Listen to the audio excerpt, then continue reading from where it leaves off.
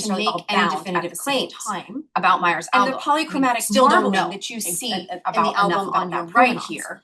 Indeed, the original bindings of these heralds it copies, as two of which you even see more here, of a are luxury, distinctly and different from the one painted another. album does not have suggesting that. that they So were not necessarily why all would one have bound at the same been singled time out over and another? the polychromatic But marbling at the very that you least, see in the album on your this right context here does suggest that copies of the LBC heralds it were as in as circulation even more in of a the luxury, United States and as the early painted as album the does late not have that. So 1970s. why would one have been singled out over Let's another? talk about the photo. But at the very least, so this context despite does suggest that the copies of recent the LBC well, relatively were in recent, circulation in the prolific United States reproduction as early of as these the late photographs 1970s from the LBC in books and exhibitions Scholars have yet to identify the exact technological process of the prints despite the album.